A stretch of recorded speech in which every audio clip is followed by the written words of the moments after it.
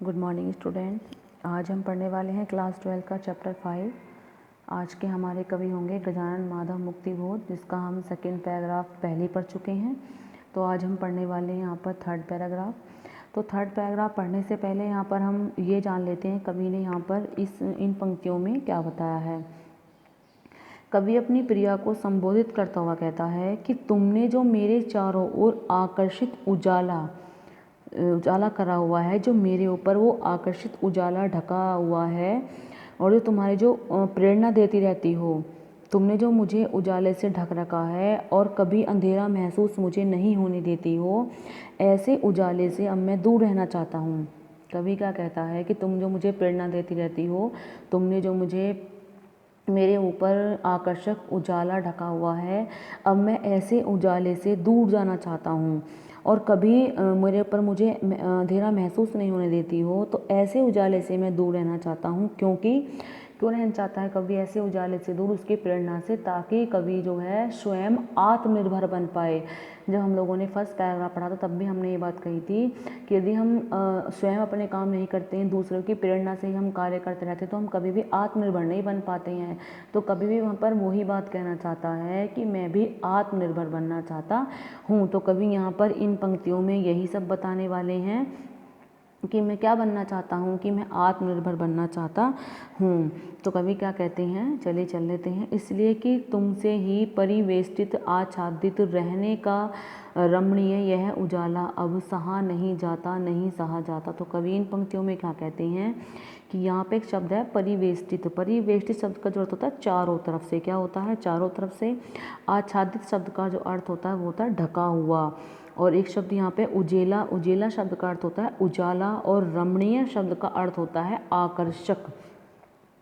तो कवि इन पंक्तियों में क्या कहता है? कवि अपनी प्रिया से कहता है कि तुमने मुझे, कवि अपनी प्रिया से कहता है कि तुमने मुझे जो आकर्षक उजाला, कवि कहता है कि तुमने मुझे आकर्षक उजाले से चारों तरफ से जो ढका हुआ है। कवि अपनी प्रिया से कहता है कि तुमने जो मुझे आकर्षक उजाले से चारों तरफ से जो ढका हुआ है, क्या ढका हुआ है? वो जो उजाला है वो चारों तरफ से ढका हुआ है या ढक रखा है, जो मुझे अब सहन नहीं होता। कवि को क्या नहीं होता? वो सहन नहीं होता। अब जो है वह मुझसे सहा नहीं जाता। क्या नहीं सहा जाता कवि से अब? कि कवि की जो प्रिया ने उसको आकर्षक उजाले से, किसको? कवि को जो आकर्षक उजाले से चारों ओर से जो ढका हुआ है, वह कवि से अब सहन नहीं होता और वह कवि से अब सहा नहीं जाता। सहा नहीं जाता क्योंकि अब मैं आत्मनिर्भर बनना चाहता हूँ। कवि कहता है कि मैं क्या बनना चाहता हूँ? कि मैं आत्मनिर्भर बनना चाहता हूँ। यदि ऐसे ही प्रेरणा तुम मुझे देती रही तो मैं कभी भी आत्मनिर्भर नहीं बन पाऊँगा। ममता के बादल की मंडराती कोमल भीतर पिराती है। तो पिराती शब्द का जो अर्थ होता है वो होता है पीड़ा। क्या होता है? पीड़ा। तो कवि कहता है कि जो ममता के जो बादल हैं, ममता के जो कोमल बादल हैं, वो जो मेरे ऊपर मंडराते रहते हैं या फिर चारों ओर से जो मंडराते रहते हैं।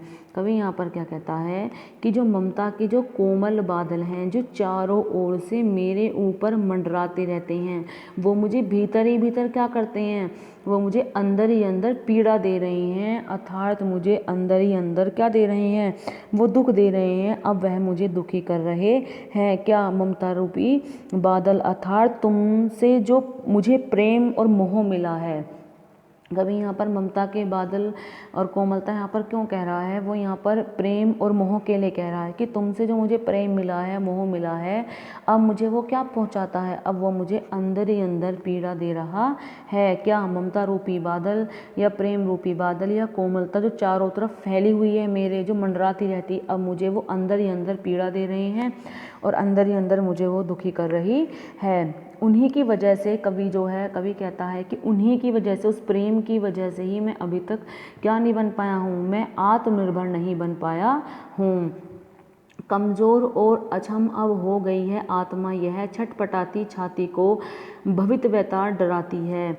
तो कवि कहता है, एक शब्द यहाँ पर है अछम, शब्द का अर्थ होता है कमज़ोर। क्या होता है? कमज़ोर। भवितव्यता शब्द का जो अर्थ होता है वो होता है भविष्य की आशंका। तो कवि कहता है कि मेरी आत्मा अब क्या हो गई है, मेरी आत्मा अब कमज़ोर हो गई हैं। क्या हो गई है, कवि की आत्मा कमज़ोर हो गई हैं, और कमज़ोर होने पर मेरी छाती छटपटाने लगती है। और जब मैं क्या करता हूँ, जब मैं भविष्य के बारे में सोचता हूँ या भविष्य की आशंका करता हूँ या भविष्य के बारे में सोचता हूँ तो मेरी छाती छटपटाने लगती है, क्योंकि मैं आत्मनिर्भर नहीं बन पाऊँगा। जब कभी ये सब सोचता है भविष्य के बारे में, कभी सोचता है कि मैं कभी भी आत्मनिर्भर नहीं बन पाऊँगा, क्या नहीं बन पाऊँगा, मैं आत्मनिर्भर नहीं बन पाऊँगा, तो मेरी छाती वो क्या होती है, मेरी छाती वो छटपटाने लगती है। और आत्मा कैसी हो गई है कवि की जो आत्मा है वो कमज़ोर हो गई है। बहलाती सहलाती आत्मीयता बर्दाश्त नहीं होती। आत्मीयता शब्द का जो अर्थ होता है वो होता है अपनापन। तो कवि कहता है कि मुझे प्रिया के द्वारा जो अपनापन मिल रहा है, कवि की जो प्रिया है उसके द्वारा जो मुझे अपनापन मिल रहा है, उस अपनेपन से जो तो मुझे बहला रही हो, उस अपनेपन से जो मुझे बहला रही हो और सहला रही हो, वो अब मुझसे वो बर्दाश्त नहीं होता, अब मुझसे वो बर्दाश्त नहीं होता है। क्या ऐसा अपनापन, कैसा अपनापन कि तुम मुझे अपनेपन से बहलाती हो सहलाती हो, तो ऐसा अपनापन अब मुझसे बर्दाश्त नहीं होता। जब भी मैं भविष्य की आशंका करता हूँ तो मेरी छाती क्या हो जाती है, मेरी छाती वो छटपटाने लगती है। तो हम आगे चल लेते हैं। यहाँ पर कवि ने आगे हमें क्या बताया है, तो आगे देखेगा, हम इस पढ़ेंगे। अब हमारा ये लास्ट पैराग्राफ है, तो कवि यहाँ पर क्या कहता है, चल लेते हैं। सचमुच मुझे दंड दो कि हो जाऊं पाताली अंधेरे की गुहाओं में, विवरों में, धुएं के बादलों में, बिल्कुल मैं लापता। तो कवि यहाँ पर इन पंक्तियों के माध्यम से क्या कहना चाहता है, एक शब्द यहाँ पे दिया हुआ है गुहाओं। गुहाओं शब्द का जो अर्थ है, गुहाओं शब्द का अर्थ यहाँ पर होता है कि गुफाओं में, क्या होता है, गुफाओं में। और विवरो शब्द का अर्थ होता है बिलों में, क्या होता है, बिलों में। तो कवि अपनी प्रिया को संबोधित करता हुआ कहता है कि सचमुच मुझे ऐसा दंड दो। कवि यहाँ पर क्या कहता है कि सचमुच मुझे ऐसा दंड दो, कैसा दंड दो कि मैं पाताली अंधेरे की गुफाओं में, कवि कहता है अपनी प्रिया से कि सचमुच तुम मुझे ऐसा दंड दो कि मैं पाताली अंधेरे की गुफाओं में क्या हो जाऊं, पाताली अंधेरे की गुफाओं के बिल में, पाताली गुफाओं जो होती हैं गुफाओं के बिल में मैं क्या हो जाऊं, मैं लापता हो जाऊं, क्या हो जाऊं, लापता हो जाऊं। तो कवि हमें इन पंक्तियों के माध्यम से क्या कहना चाहते हैं कि सचमुच मुझे ऐसा दंड दो कि जो पाताल होता है वहाँ पर अंधेरे अंधेरे होता है, अगर उसकी गुफा हो तो गुफाओं में तो जो गुफाएं होती हैं जो बिल बने हुए होते हैं उनमें तो और भी अंधेरा रहता है। तो कवि उन ऐसी पाताली अंधेरे की गुफाओं के बिल में लापता होना चाहता है। लापता मतलब खोना चाहता है कि मैं ऐसी अंधेरी गुफाओं के बिल में लापता हो जाऊं, अर्थात वहीं पर समाहित हो जाऊं।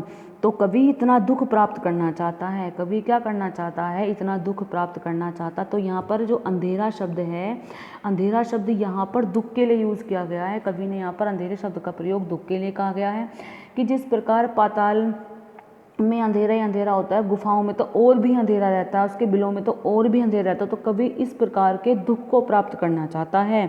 तो कवि कहता है कि मैं ऐसे अंधेरे में लापता हो जाऊं, अर्थात वहीं पर समाहित हो जाऊं। कवि इतना दुख प्राप्त करना चाहता है। और धुएं के बादलों में, धुएं के बादलों में, और जो है धुएं के बादलों में खो जाऊं, अर्थात जो धुएं से भरे जो बादल हैं जहाँ पर दम घुटता है, मैं ऐसे बादलों में खोना चाहता हूँ, मैं ऐसे धुएं के बादलों में लापता होना चाहता हूँ जहाँ पर दम घुटता है। मुझे ऐसा दुख जो है, मुझे ऐसा दुख प्राप्त करना चाहता हूँ। तो कवि यहाँ पर इन 4 लाइन में सिर्फ यही बात कहते हैं कि मुझे ऐसा दुख प्राप्त हो जाए। कवि यहाँ पर क्या कहते हैं कि मैं ऐसा दुख प्राप्त करना चाहता हूँ कि पाताल अंधेरे की गुफाओं के बिलों में मैं लापता हो जाऊँ। सचमुच मुझे ऐसा दंड दो। और धुएं के बादल जहाँ पर दम घुटता हो, मैं ऐसे दुख को प्राप्त करना चाहता हूँ। कवि कहता है कि अगर मैं वहाँ पर लापता हो गया, कि कवि आगे क्या कहते हैं कि लापता कि वहाँ भी तो तुम्हारा ही सहारा है। तो कवि कहता है कि अगर मैं वहाँ पर लापता हो गया तो मुझे तुम्हारा ही सहारा है, अर्थात तुम्हारी प्रेरणा मेरा साथ देती रहेगी। तो कवि क्या कहते हैं कि यदि मैं ऐसे धुएं के बादलों में और पाताली अंधेरे की गुफा में क्या हो गया, लापता हो गया, तो वहाँ पर भी तुम्हारा ही मुझे क्या है, सहारा है, और तुम ही मुझे वहाँ पर प्रेरणा देती रहोगी। इसलिए कि जो कुछ भी मेरा है, इसलिए कि जो कुछ भी मेरा है या मेरा जो होता सा लगता है, होता सा संभव है।